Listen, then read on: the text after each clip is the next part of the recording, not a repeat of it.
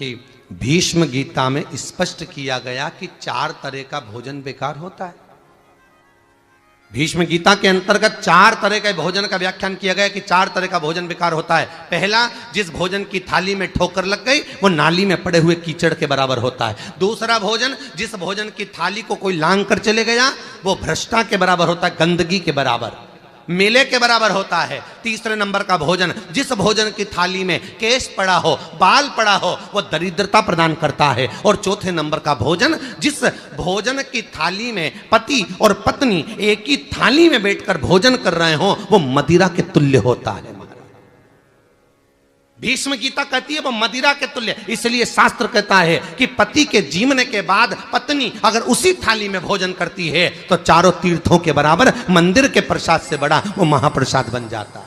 और ध्यान देना, कई माताओं की आदत रहती है पति के साथ एक ही थाली में भोजन करने की। हम उनको मना नहीं करेंगे, खूब खाओ, मना नहीं है, पर निवेदन है एक थाली में नहीं, दोनों एक साथ बैठो, 2 थाली लगाओ और प्रेम से पाओ।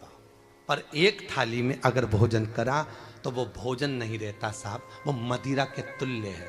या तो पत्नी का क्रोध बढ़ेगा या पति का क्रोध बढ़ेगा।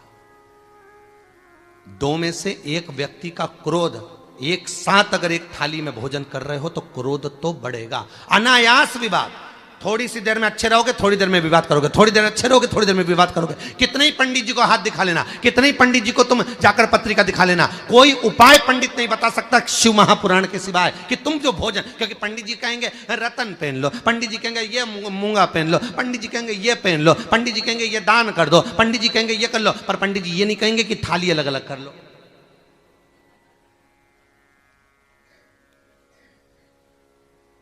क्योंकि वो थाली अलग अलग करवा देंगे तो फिर व्यापार कैसे चलेगा उनका।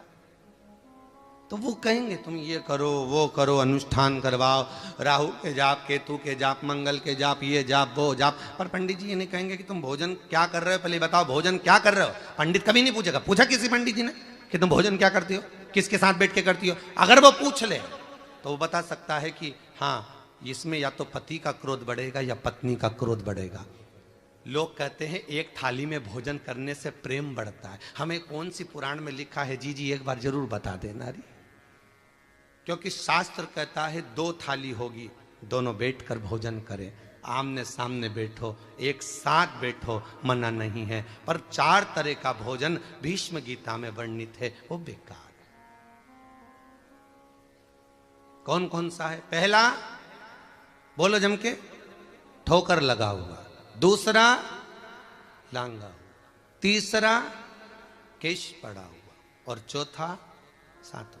और बहुत सुंदर बात भीष्म गीता की याद रखना, जब तक पिता के घर में बेटी कुंवारी है, जब तक बेटी बाप के घर में रह रही है और कुंवारी है, वो पिता के साथ में बैठकर अगर भोजन करे तो बाप की कभी अकाल मौत नहीं होती। क्योंकि बेटी बाप का काल हर लेती है, बेटी बाप के काल का हरण करती है।